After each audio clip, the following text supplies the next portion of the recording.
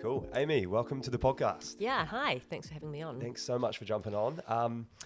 I'd love to give you, hand over the reins to introduce yourself. Okay. So I don't want to steal any of your thunder, but yeah, please introduce yourself. Yeah, sure. So I'm Amy Barratt-Boyes, co-owner and coach at Workshop Jiu Jitsu in Wellington. And we're a relatively new Jiu Jitsu club, but I've been training for a long time, especially as far as females go in the sport. So I've been going for about 13 years, I think. I'm a mum of 5. And I'm 49, 50 next year, so that's also another thing that's pretty interesting in our sport. I've taught yoga, and that's pretty much been it. It's been parenting and physical activities for me most of my life, I have to say. Parenting and physical activity just go hand in hand. That's right, that's right. And yeah, super stoked to have you on the podcast. I recently started my jiu-jitsu journey probably about 12 months ago. Yep. And Workshop Jiu Jitsu is the first really gym I've really ever been into. Yeah. But I guess before we start, it's probably a lot of people listening being like, what the hell even is Jiu Jitsu? Right. So can you describe to somebody, as if you were picking them off the street, what is Brazilian Jiu Jitsu? Okay, so I guess the first thing I'd probably say, if it's somebody who has no idea, I might say, have you ever seen the UFC? And then I would probably say it's almost everything in there bar the striking. So no punching or kicking, but everything else really. So it's effectively like a submission grappling system. And historically it's been mainly in the gi, which is like a really big heavy canvas kind of uniform that you might see in judo or karate, but it's like in between. And jiu-jitsu is like the NASCAR of martial arts. So we're like cover our gis in weird patches and we're pretty bright and we don't take ourselves as seriously. So effectively you are grappling and wrestling with your opponent and then trying to either submit them, which would be by choking them or attacking their joints until they tap or unfortunately go unconscious. Hopefully it doesn't happen too often. Or winning by points in a competitive situation. Yeah, wow. It's and I'm sure with the rise of the UFC, it's just getting more and more popular. A lot more people walking into the doors of jiu-jitsu gyms across the country, really keen to give it a go. I think at the same time, and I probably had a bit of this when I first started, especially on that white belt life, which is, the first belt in the ranking system. You watch a lot of UFC and the violence through watching MMA kind of makes you a bit desensitized, and you watch all of these grapplers and stuff, you're like, oh, what? No, that'll be easy. I'll just stand up in that position, or I'll just move my hand out that way and I wouldn't get choked. But jiu-jitsu is like that sport. I guess the premise of it is really essentially a smaller person can effectively beat the bigger, stronger person to a certain degree, because a lot of it's sort of technique based. Have you found that? Yeah, I have to a certain extent. So I'm at sort of one end of the physical spectrum. Like I'm a little bit older, I'm a woman, and I'm pretty small. And so I do, especially when people are beginning their jiu-jitsu journey, I feel I can take on pretty much anybody. Yeah.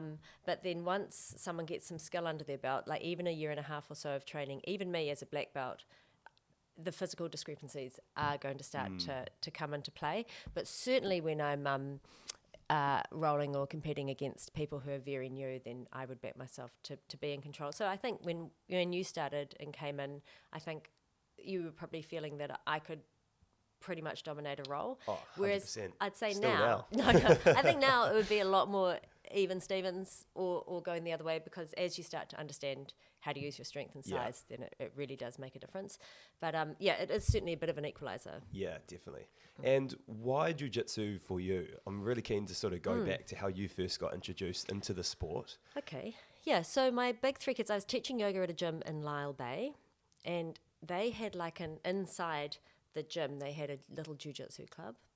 Which still exists in Wellington today, actually under a different name. And so I thought this would be great for the kids. They had a kids class. So I went with my kids and we joined in, and they were a bit hesitant. So I was like, okay, well, I'll jump on too. And then the moment I got on the mats and realized I was allowed to grapple with other people, I couldn't believe we were allowed to do this as adults in society. And I just loved it from that very first moment of realizing that this was a sanctioned activity. We were all here. We were allowed to try pretty much as hard as we could. Yeah. And we weren't going to be hurting each other, and yet there was this real competitive feeling. It was immediately addictive for me. And I think I was quite lucky. The club that I started with had one or two women floating around, which was not the case back then for lots of clubs. You know, you might be in a completely male environment, and there were a couple of smaller men. And one of the men actually I still occasionally roll with today. He was the very first person I ever rolled with. Wow. Hom, do you know Hom? No. From GSW? Yeah. So I was going to ask you about that. Speaking about your first roll, what is your experience for your first ever time rolling with somebody? And for people, again, who don't follow jiu-jitsu, rolling is essentially like sparring. Yes. Where you're on the ground grappling, you might start off wrestling, and you kind of stop whenever, it could be time constraint, or you stop if somebody gets a submission on you. Yeah, or especially when you're at the start, often you need to stop because you're so close to someone, like somebody, and maybe you just can't breathe. Yeah. Like you're not used to taking someone else's whole weight. Totally. You haven't worked out how to breathe through those situations. So you have to stop, or you might pass out because you're not breathing.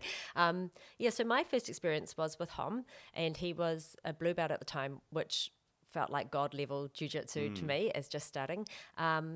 And I just remember thinking I could do nothing. Like no matter what I did, I was still ending up on the bottom. No matter what I did, I was still having my arm extended for an arm bar. It was just like this constant barrage of attack and submission, and I just didn't have anything back. But by the end, even that first roll, I was starting to feel that I could push him away a little bit more. I could get my knees in, and it was still just great fun. Great fun. It is great. And like speaking about first rolls, I remember my first time walking into the doors of Workshop Jiu Jitsu at the old gym. We had like a tiny slither of mat space next to flamingo scooters who were charging all their batteries. Yeah. And I think I must have rolled with Pat because he knew it was my first time. Yeah. And talk about, even still, obviously, talk about feeling absolutely helpless and like you're drowning. Yeah. I just felt like exactly what you just articulated. Anything that I would try to do would just be countered by something else. And especially rolling with Pat, who's your husband and the other co-founder of Workshop Jiu Jitsu. It feels like whenever I roll with him, it feels like he's moving in slow motion and there's still just nothing that you can do. No. It's and crazy. he feels like he's barely working. It's right. Super annoying. If I roll with him and I have that experience, it's like no dinner for Pat. Yeah. It is surreal. It is surreal.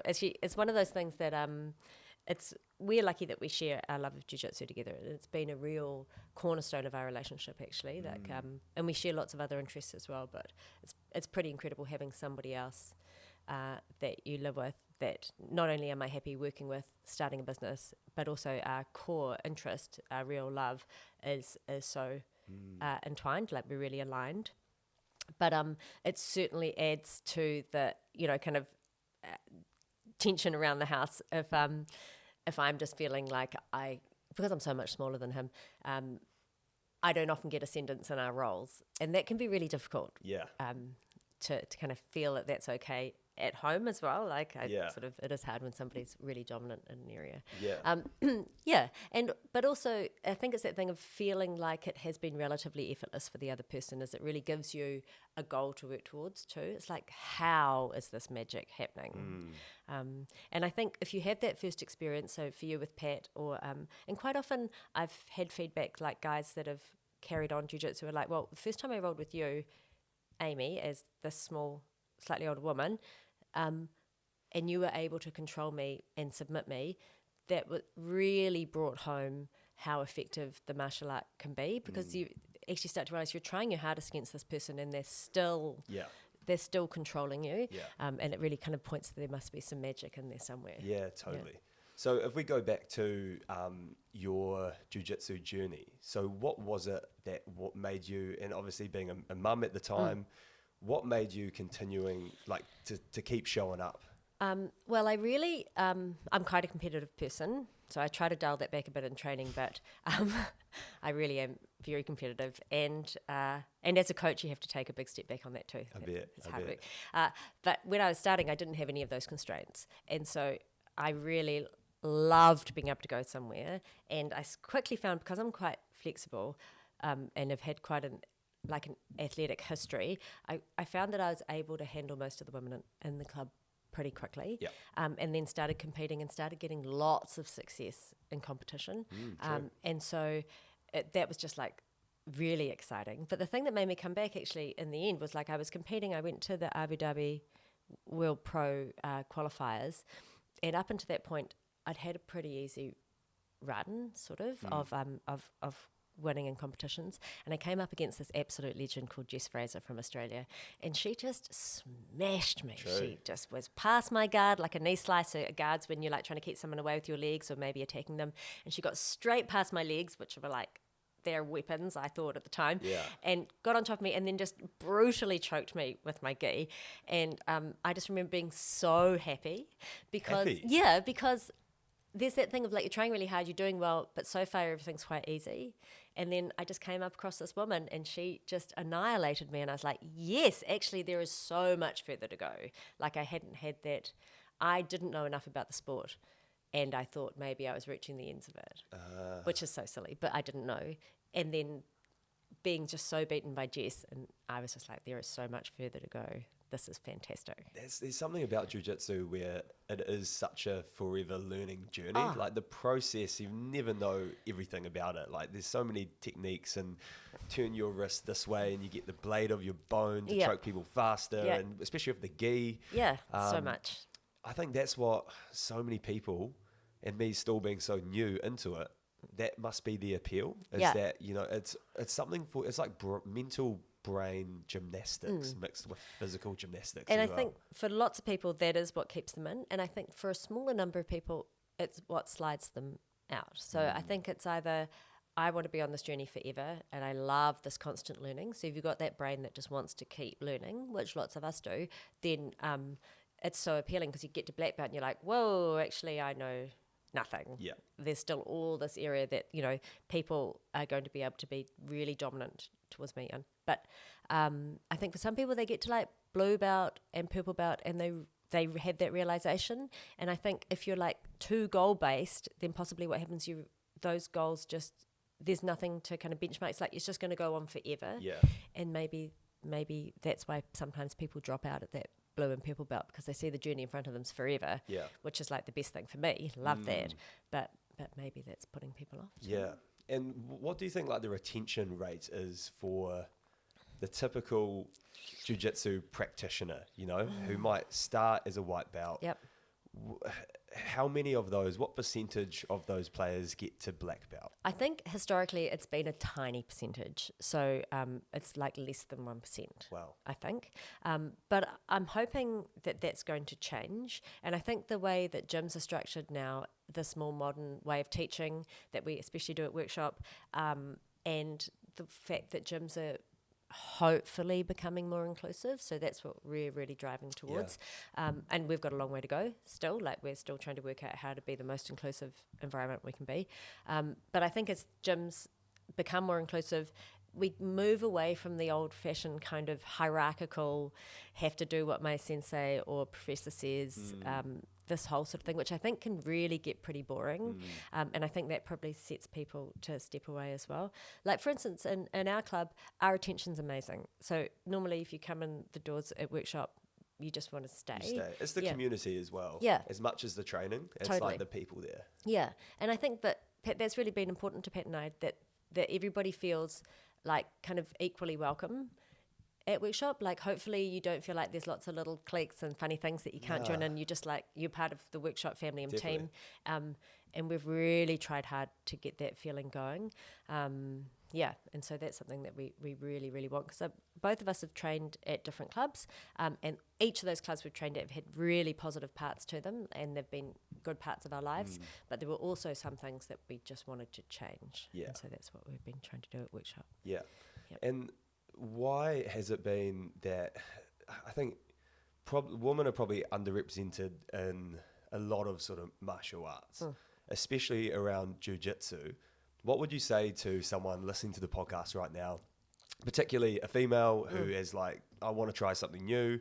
Why should they get into the sport? Okay, well, I think there's a few things there. So if I'm talking about why, I think it's another great way to be strong in your body for women. Okay, so it's I feel very confident and comfortable with my body, and some of that is the fact that I challenge myself every day that I step on the mats to be okay to be so close to other people. In no-gi, you're not really hiding anything in jiu-jitsu. It's very hard to pretend to be something you're not. Very true. And so that's really brilliant. I think I hesitate and step back from saying it's good for self-defense, because the studies that I've seen seem to say that people who think they've got self-defense skills actually end up often in worse situations. Oh, right. They overcompensate their just abilities, a little bit, or? which is so terrible that that's the state that women, that's how we have to live in society. It's awful to think that because you may have more confidence, you're actually more at risk. I mean, how horrific. Totally. But there does seem to be a little bit of that in the research that I've seen. And so, but having said that, I think that jiu-jitsu training in such close quarters and at like a really high intensity when you want to, actually in those situations, if you do end up in a position where you really need to get away from someone, I can't think of another sport or another discipline that would give you that ability. No. Yeah. Totally. I was listening to a podcast with Jocko Willink, who's ex-Navy SEAL black belt as well.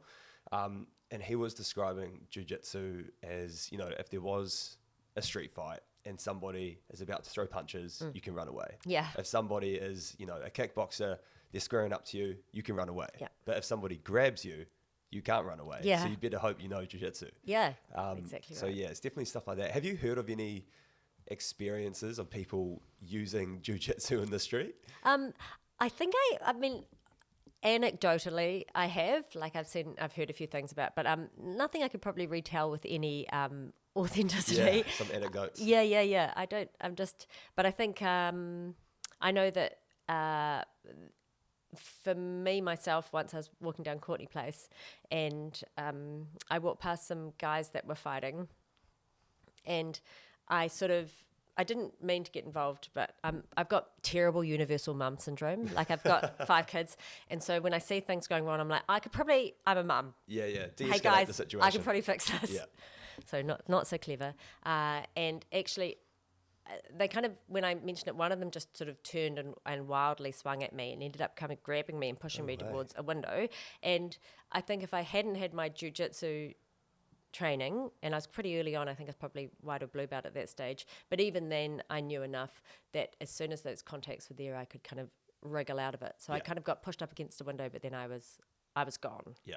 Which I think I would not have been in such a good situation. I probably would have caught a punch or two as well as the... That's wild. Courtney Place, it's so feral. Feral. It's changed. Yeah. It's changed so much. Yeah, it really has. Yeah, so I think that's a little personal one. But also I think once I started jiu-jitsu, my core got a lot stronger than it ever had before, even with years of yoga teaching and the other sports I'd done. And so when I try new sports, I'm much better at them than I think I would have been if I hadn't done jiu-jitsu. Like I could kind of water ski relatively easily because I sort of have that strength and awareness. And also the other thing that's really good is if you in a club where it's a really safe environment, which is what we do try to do with Workshop, then you get a chance to be really friends with just lots of people, and there's nothing strange or icky or creepy happening on the mats, and that is so refreshing as a woman in a kind of gym environment.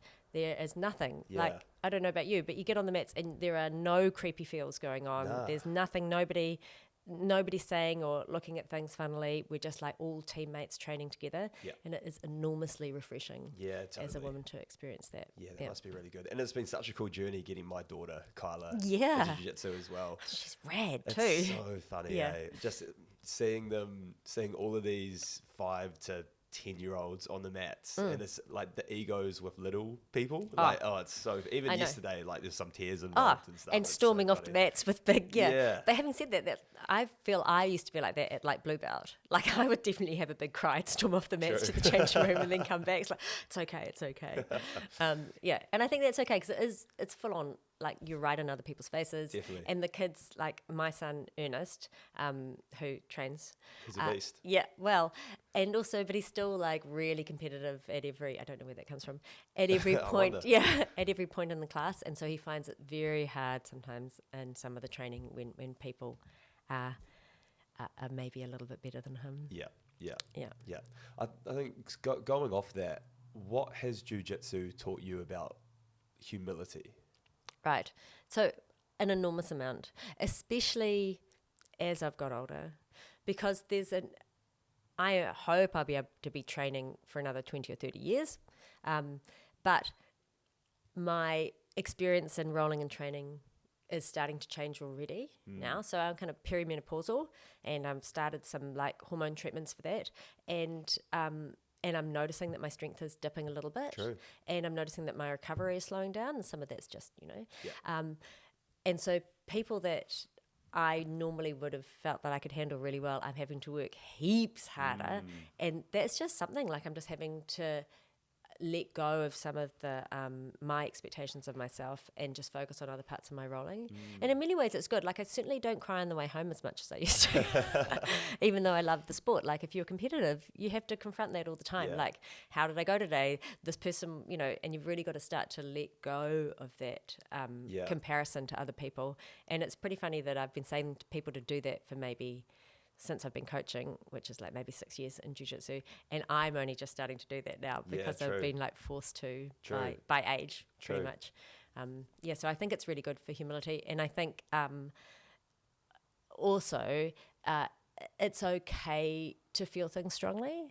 Like, I mean, if somebody needs to have a cry and go into the changing room and have a bit of a swear or do whatever they want to do in a bit of private space, totally fine. Like we've all been there. You don't have to pretend it's not hard, or sometimes it is. Yeah, totally. It's such a wild sport because it's probably one of the only martial arts where you can spar, you can roll 100% with people. Yeah. And you can fully go all out. Whereas with boxing, if you're doing that, you're knocking people out. You're getting concussions. You're getting physically injured. But with jiu-jitsu, there's that part of it where you can go balls to the wall for a 5-minute round, leave everything out there if you're with the right training partner. Yeah. And then afterwards, they might get you on a great submission. Yeah. You tap and you shake hands at the end. Yeah. And you go like, shit, man, that was awesome. How do you catch me with that? So there's something there that's just so humbling about jiu-jitsu. That's what I'm definitely finding. Yeah, and that's really good. But also I think what it does is it allows you to build trust with other people. So you have to have trust in the training room. You do. And I think that's something, especially as a society, we're kind of losing a bit because we're getting less and less face-to-face contact with people, let alone body-to-body contact, which is what jiu-jitsu is, right? And then with this ability of fighting as hard as we can with each other, the trust has to be enormous. Like I have to trust so hard that you're not actually that you are going to stop when I tell you it needs to stop. 100%. And we do trust each other. And I think that is such an incredible part of jiu-jitsu, especially now as we are starting to get more and more cellular in our social interactions. Yeah. And I think that it feels to us, especially at Workshop Jiu Jitsu, and I can't see inside the other clubs in the country, but I have a feeling that there are lots of people wanting to try jiu-jitsu. There's a real swell into the sport. And I think part of it is definitely that. Part of it is people are noticing they're not getting the social contact, so they're looking for clubs in general. So I think, like, if the government could somehow help fund clubs, I think that would be in a pretty amazing space to be Chris in. Hipkins, come on, mate. Yeah, good old Chippy. He should come on the mats. That'll sort things out. That'd be so funny. Yeah, I think that we'd have to have a closed gym for that. Would you tap him out though? Or would you like go easy on him? No, I would 100% tap him out. Even though, I mean, give me some funding. That's right. I would 100%. I think I think when people come to the gym, I think it's quite good to dominate them if you can. Like not in a dangerous way, but I think like trying hard and letting them see that actually it is hard. Yeah.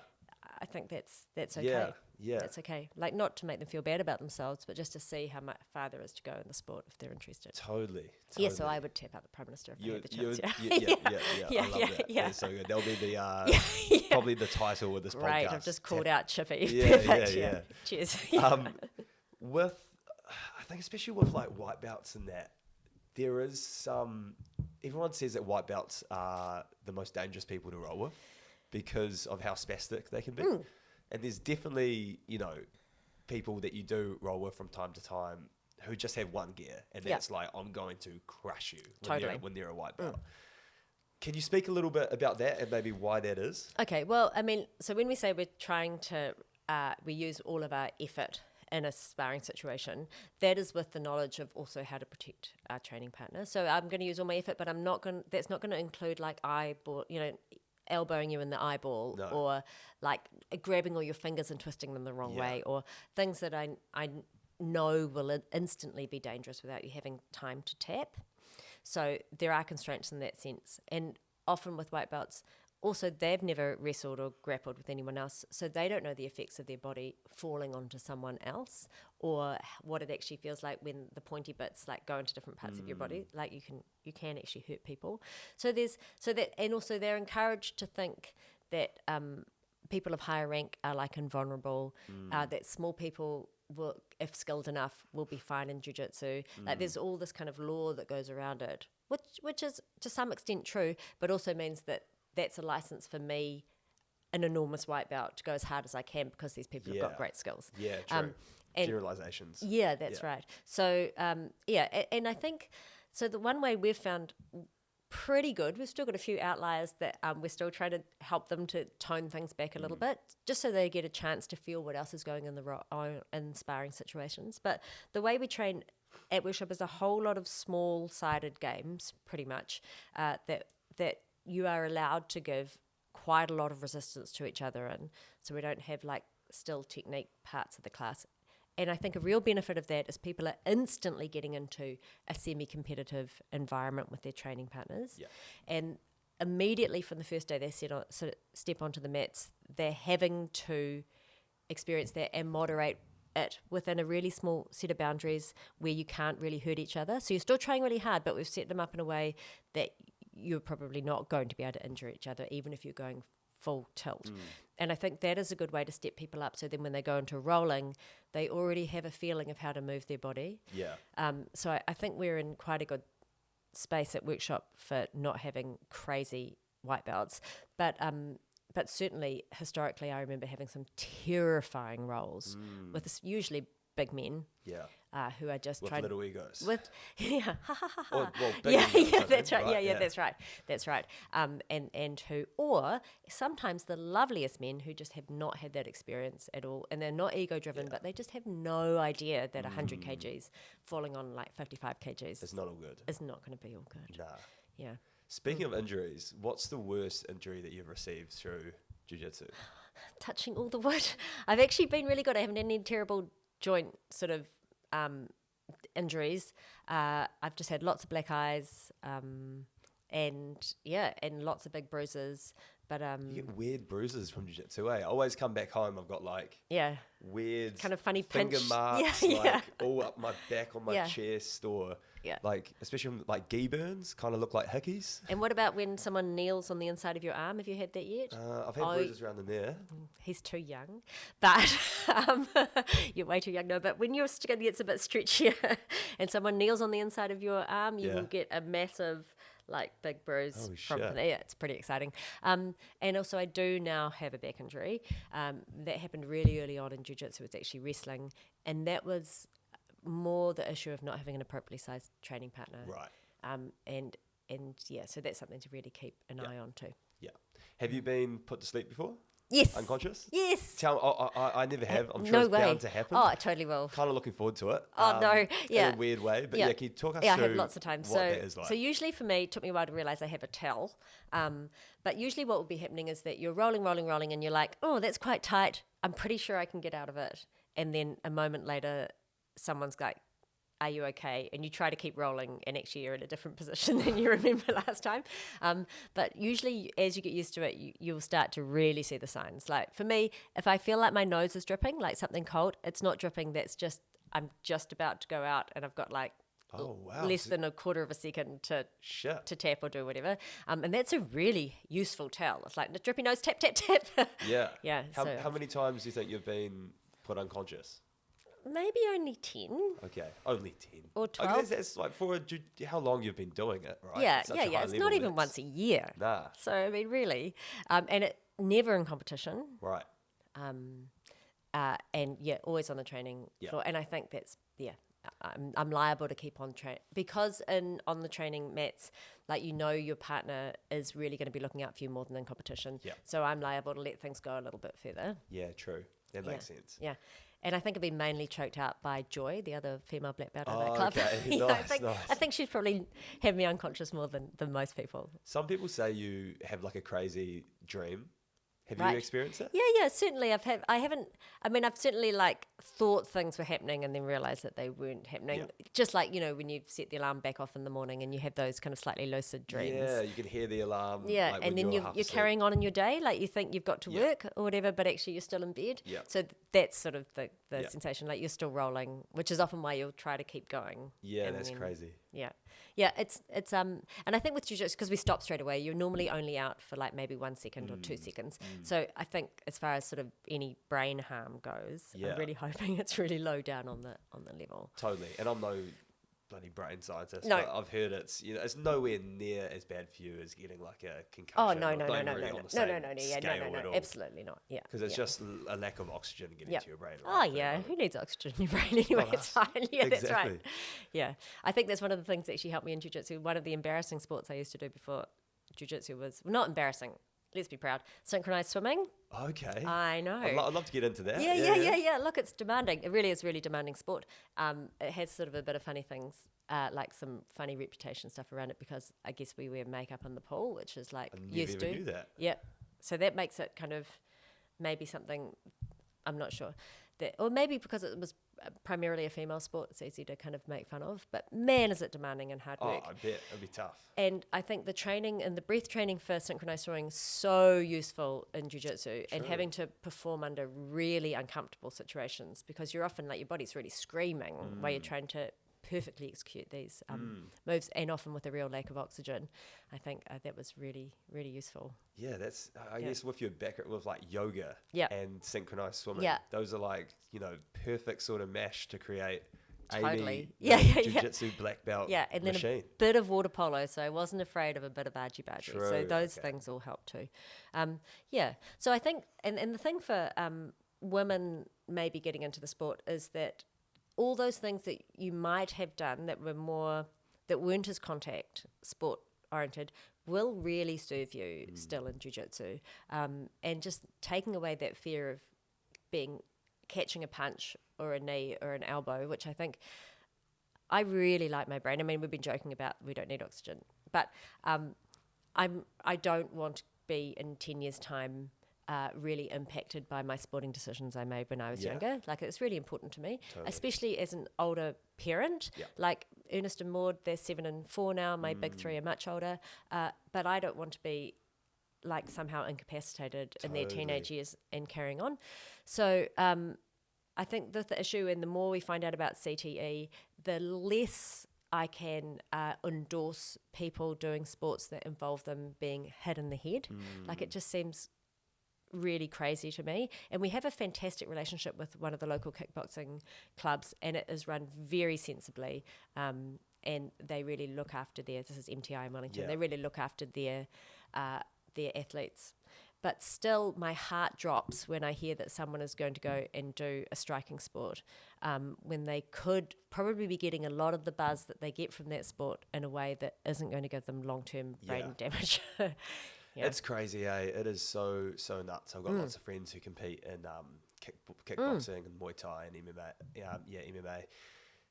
And it's so fucking hard to watch sometimes because even if they come out and they win, I'm grateful I've got friends who are really skilled, fighters, but you still see them get their head knocked back, get their head rattled, and all of the sparring and training, like, there's no escaping that in the sport. No. It's and you look at, Muhammad Ali or even All Black rugby players. Yeah, I think it was this guy recently, I forgot his name, but he got some media attention because he must be like in his early 40s, former All Black. Now he's got early onset dementia, and he's like having trouble tying his shoelaces, and that, especially being a parent, that's got to be the Terrifying. worst situation to get yourself in, and it was because of the voluntary choices that you made. And especially if you've made those choices in a sport, probably you love being physically active. That's right. And that would be a really huge part of your identity. And then maybe you can't do that with your kids.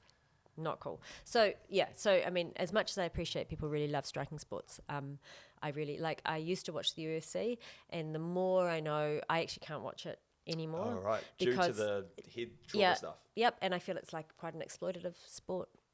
There's a lot of people that train really hard to go for these higher promotions and things in MMA, and the people at the very top are getting quite good money, but all the other people in the gym and training to get to these points are just getting hammered without that support. Yeah. Anyway, so I'm just not sure about that whole industry, how it runs. Yeah. And so, yeah, and yet jiu-jitsu is not perfect, but I can see better outcomes longer term. Yeah. And it's so funny in professional jiu-jitsu, especially no gi and stuff. I'm sure it's the same with gi, but obviously no gi is getting a lot more popular over the gi at the moment. You got Gordon Ryan, Nicky Rod, etc.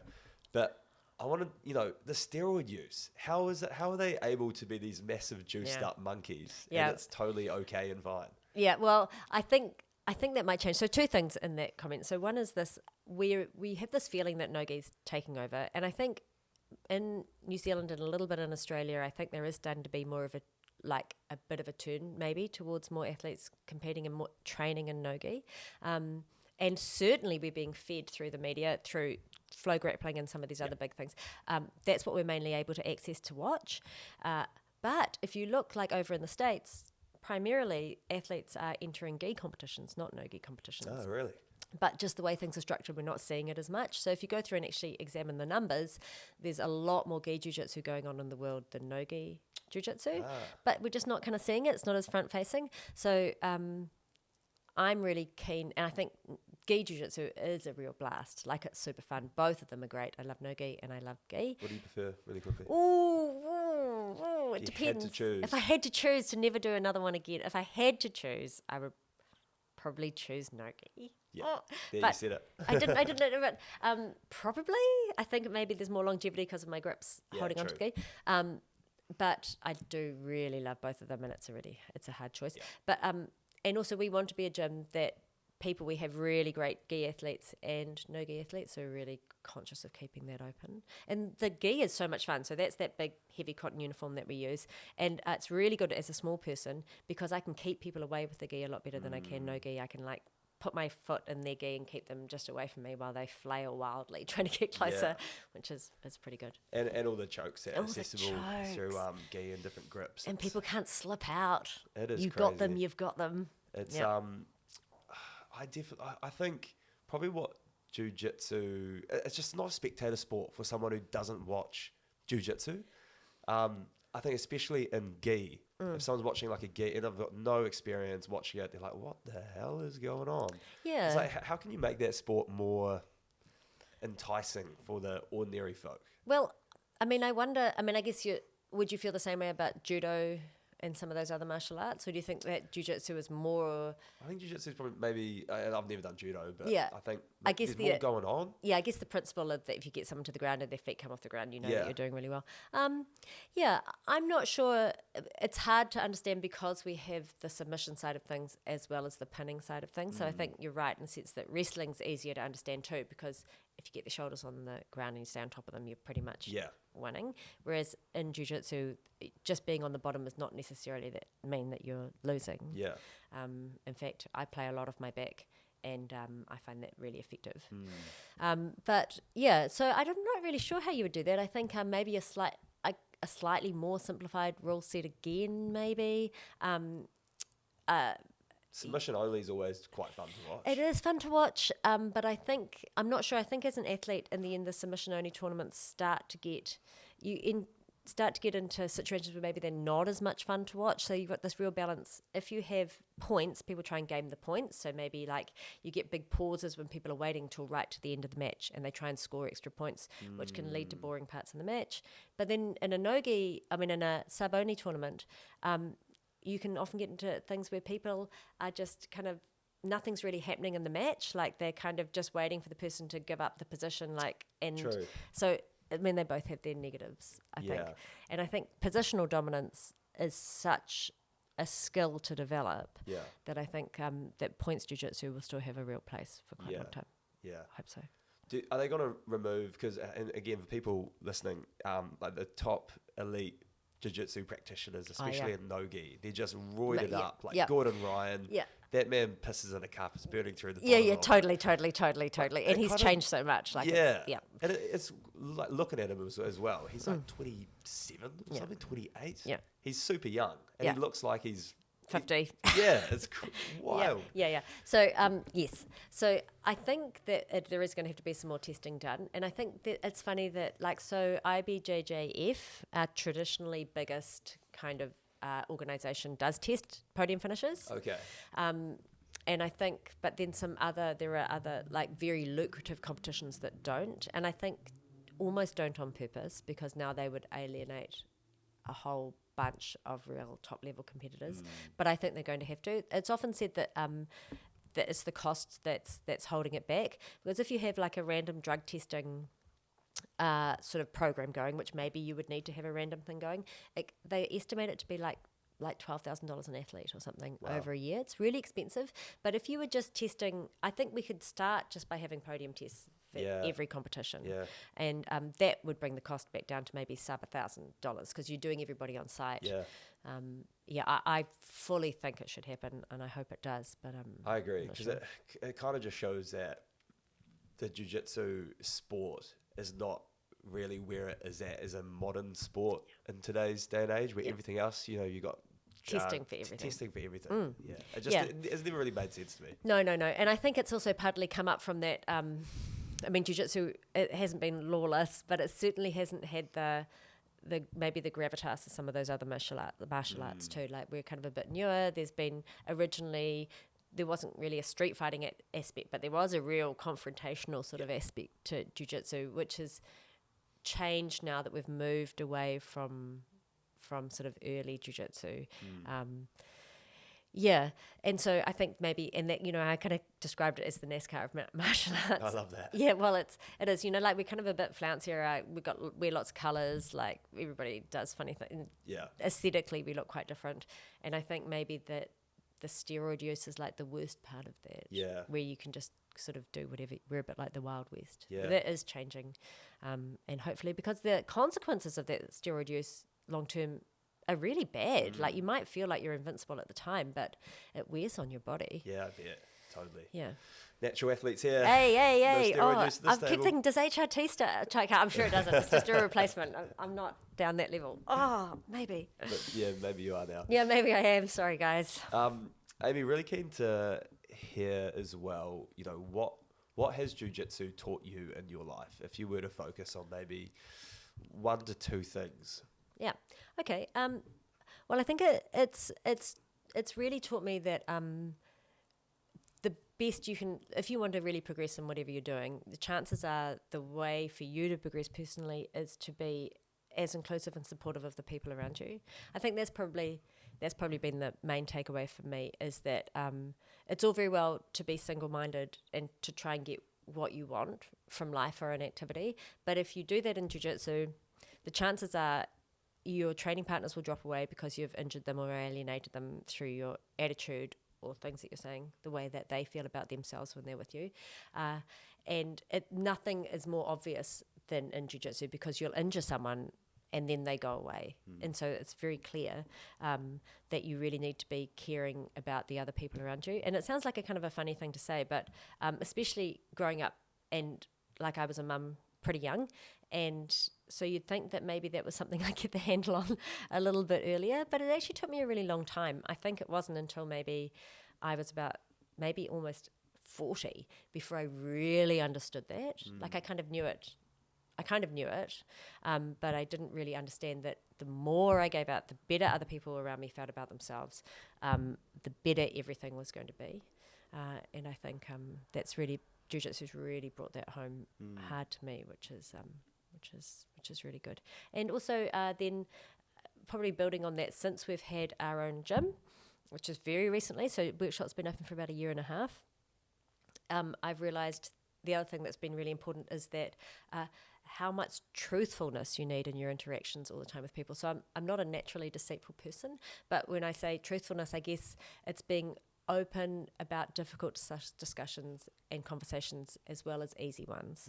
So it's all very well being really friendly and being honest, but also I need to be, as a gym owner, really honest when things aren't going well for people, or things aren't safe. And that's been enormous for me, because those confrontational, those difficult decisions are hard. And difficult conversations, are really difficult, hard, obviously, and getting better at that. And then also noticing that when I do have those hard conversations with people, our relationship is better afterwards, which is very reassuring. And I wish I'd had that experience early on, in maybe my 20s. That actually there really isn't a negative if you can do it from a place where you are actually caring about that other person. It's only good. Totally. There must be so many lessons within, getting into stepping up with the business, and also, everything else with what you learn throughout the jiu-jitsu sort of experience, all those similarities. And I mean it's just a tiny microcosm, but it's representative of a society or of any group of people. It's a community, and making sure that you take those lessons, and like, can be small things like someone has smelly training gear. I mean, how upsetting. That is so hard to have that conversation with people. I've never, It is, And it happens. I mean, people wash their stuff like after every training, and that is good. And 99% of the time, that's fine. And then maybe you leave your gear in the car for like a day, and then you wash it, and then it's got the stink forever. And so, like, even those conversations, like, I have to have those conversations with students. I could not imagine that. It's so silly. And you're doing all the hard work for us. The hard work. Yes. Yes. But they're really hard conversations to have. But if you can do it in a way that they feel like you're not judging them for it, and it's such a small example, but they know they can trust you now too, because you're going to tell them the truth. And no sugarcoating stuff. No sugarcoating, And it's okay. Like, that happens to people. Let's just all live in the truth and be cool. Totally. That's awesome. I was really surprised when I was looking into a bit more about your story that you were the 7th woman Aotearoa to get your black belt. How were you only the 7th? Like, I know. That just blew my mind for something that's such an ancient, old martial art. So I guess part of that is that historically the way gyms are run, very male-centric. So you almost had to be an outlier. Like, things had to fall into place for you as a woman to feel like you could progress in the sport. Right. And it's that thing too, like that. So Keitha was the first NZ black belt, female black belt, and she received her black belt in 2012 or 2013, so recent. And she was a real trailblazer in many ways, actually, because she was a little bit older, and she had to go overseas to get her black belt. She trained a lot with Felipe Costa, who's a really great black belt in Brazil. So she really worked hard to get there, and through some adversity. And then, I guess it's just when you're in a really all-male environment, and we forget, you go back, if you watch a movie from the 90s or even the early 2000s now, it is cringe central, right? And that was general. That's how we talked about each other. That was how it worked. You made all these jokes, you talked about people's bodies, it was all okay. And now we've moved on so much. And so if you were going to try to start jiu-jitsu with all of that around as a woman, you can imagine it's a whole nother layer of hard. 100%. So it's really interesting to see how much we've changed. And so now I think we've got lots more women. Like in our gym, we're probably we're growing at least as fast with women as we are with men. That's awesome. Yeah, it's so good. We really want to get to 50%. And we're doing a whole lot of things to try and make that happen. But back when I started, I had a couple of women in the gym I started, and then I think because I really didn't have a handle of how competitive I was, I think we probably lost one quite quickly, because I was just like you're one of those white belts. I was and a little one of those white belts anyway. And then so it just took a really long time, and then each gym I was at, I was pretty much the highest ranking woman, I think, going through, and then very fortunately for me, there's a woman at our club who's another black belt called Joy. Shout out Joy. Yeah, shout out Joy Crowley. How amazing.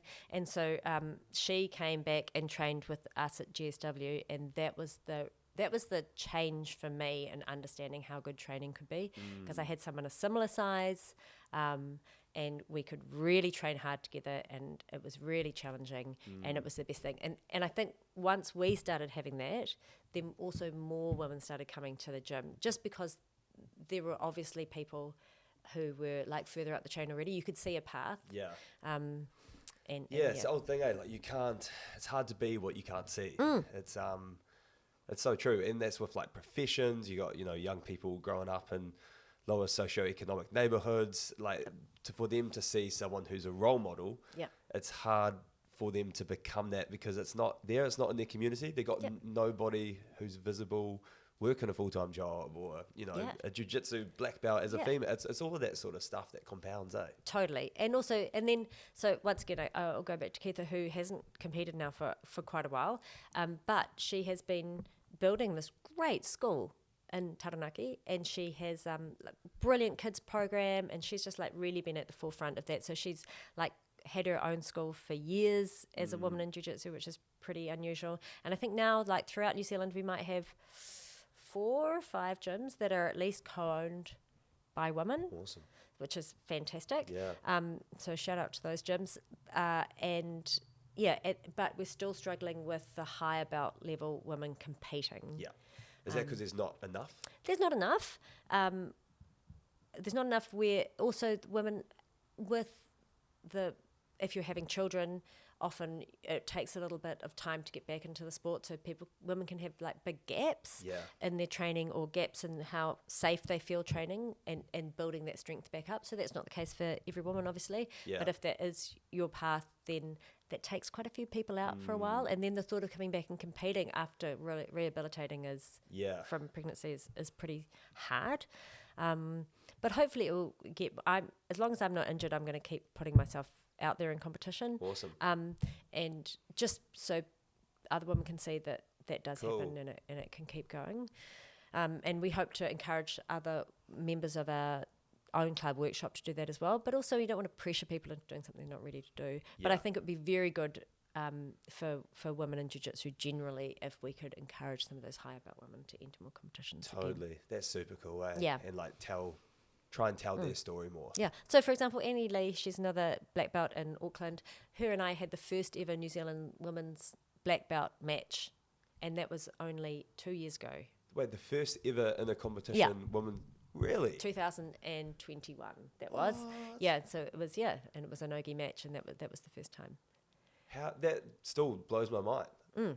So how many women black belts do you think there are out there in New Zealand? In New Zealand now, I think we're up to 14. Is there like a register? There is, but I've got to go back and check. I was looking, we've got the first 10 are really clearly documented, and then we've had a few more join after that, but that's it. But it's slow, like we really are a small group of women. I think that maybe in another 5 years it'll be quite different. In Australia, there's been an explosion. Yeah, you guys should like all join forces and create like a podcast. Yeah. So imagine cool. We'll all be like this. That'd be epic. Yeah. What is it about jiu-jitsu that's so addictive? And I'm feeling this as well. Yeah. Where you finish a training session, you could have rolled shit. It could have been hard. You've cried cried in the car on the way home. Yeah, you're questioning why you're even doing it, but then you still show up the next day because I feel like for a lot of people, it's that drive to get better. I think also it's such a fast moving and like your skills develop. They can develop very fast, but also quite slowly. And I feel like if I take a week off training, it's like shit. I'm struggling to keep up with the guys that I usually go toe to toe with. So it's like this whole compounding thing. But yeah, I'd love to get your take on that. Why is jiu-jitsu so addictive? Well, I think you've summed it up quite well. I mean, I think anything where you're learning, if you've got that brain that wants to keep learning, I think it's so addictive, right? And if you get to learn in a social environment, amazing. If you get to learn in a social environment where it's slightly competitive, but you're still made to feel good even if you're not at the top end of that competitive kind of system, even more amazing. Like, what a great cocktail of excitement that is. And also because jiu-jitsu is so different for everybody's bodies, everybody's doing different things too. So you're not all doing exactly the same thing to each other. So it's kind of super spicy too, right? So every training partner is going to feel so different. That's so true. And more different, that I suspect, than in a real striking sport, because what you can do is like a universe of moves. And I was just talking to Joy about this yesterday at training, and she said it's so refreshing now that we're moving away from this is the way you have to do a technique, because she's feeling really free and rolling to just do things. Like she was trying to break her partner's leg yesterday in training, as you do. And she was thinking about a whole lot of sort of set things that she would normally do, like execute sort of move. And instead she was like, well, I'm just going to push the leg sideways and then, nick tapped. And that's great. Submission done. And she's just finding it more and more freeing, which is so nice to hear as a black belt with all that experience. That Totally. She's still feeling more and more permission and more freedom. And I think that's what's probably the really addictive nature, is that, you've got that great cocktail and you're allowed to do it your way. Yeah, it's super cool. I'm finding myself so since I've started jiu-jitsu, becoming that guy that just talks about it all the time. Yeah. I was like, fuck, I better not turn into him. But it's like, I'm always encouraging my mates to get into it. Yeah. I'm like, man, you got to come to a class. You got to try it out. And it's so, I love that, like really encouraging my friends who have no experience, similar to like what I was, 14 months ago, to go in and just give it a crack, give it a try. Did you suffer from that as well? Oh, just I still like do. being the biggest advocate? Have you not seen me? I mean, every time a woman comes anywhere near our gym, I'm just like, so... with my partner yesterday. Yes, that's right. And I think I've done that like 3 or 4 times to her. Keep doing it. Yeah. And every time she's like, I think I just like being in the water. It's like, there's lots of sweat on the mats. Maybe you'll find something. Because and for some people, it is something that they really don't enjoy, and it's quite confronting, and that, and they're not, there's not enough of that other spiciness to make them want to keep going. But I think almost universally people can benefit from being really close to other people more. So for our kids, it's really interesting with the kids program, just to kind of pivot on that for a second, is that we've noticed that often kids that might be a bit neurodivergent as well, wonderful sport, because there's that freedom. They're not necessarily having to copy exactly what's happening. Yeah, true. They're getting real-time response. If it can be, they're in charge of how much they do or how much they take on. So like that sensory thing they can control, but it's also a good exposure to different things if they want. We're finding it to be a really widely appealing sport for kids. Yeah. Which is pretty great. That's super cool. So funny at the competition a few months ago up in Kapiti, seeing all these little ninjas, these little killers, like the next generation. So, and every time, well, most of the time, somebody wins or loses at the end, there's always tears. Oh, it's full of emotion, yeah. It'd be totally. so, like, I also feel like there's probably a bit more that could be done to create a bit of a safer space for those kids, because it's an intense environment having to compete. Yeah. And then you've got coaches screaming at them, that's not okay. the same as they'd scream at, like their adult, students. So it's, I found that a bit full on. Yeah. I think, so when you're cornering, it's quite hard to moderate yourself anyway, especially if you've been coaching someone, because in the longer term, because you're so invested in them and you really want them to do well and be safe. But what I find is, I think especially with kids, is all you need to tell them is they're doing really well. Yeah. And that if there's an opportunity that you can see that they can't see, maybe tell them, but really just like, oh, that's so good. Yeah. And actually even saying the other competitors doing really well too, like, whoa, great sweep or whatever, just to take out that sort of fear of failure. Yeah, and we all have it. Totally. Yeah, but I think that's something else, like if you do choose to compete in jiu-jitsu, is that awareness that you've already trained with everybody at your gym for hundreds, if not thousands of hours, and we all know your jiu-jitsu and we all respect it, because no matter where you are on the scale, you'll have something that you do that we struggle with. Everybody struggles with, right? Like you have some area of ascendancy in the club.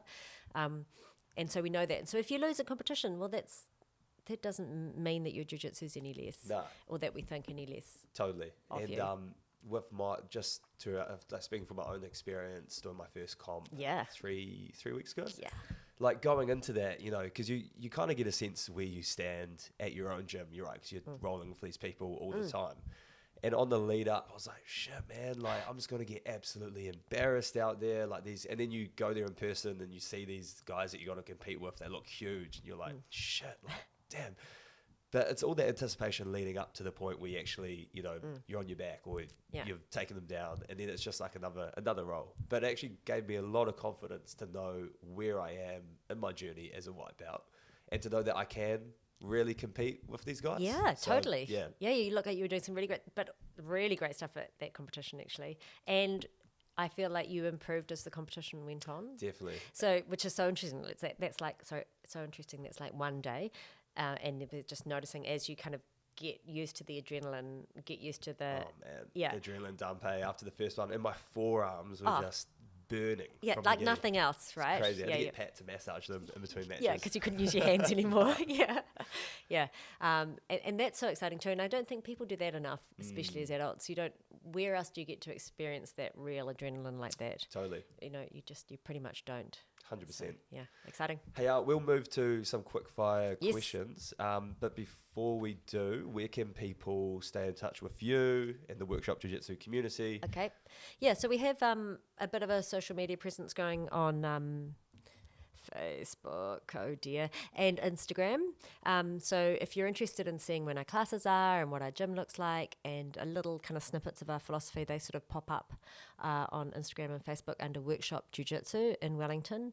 And also we really just love visitors. So if you're keen to come and have a look or come down on like a Saturday morning and just drink coffee and see what's going on, that's just an open offer to anybody who's interested, whether you've got any jiu-jitsu experience or not, just to come and see what we're about.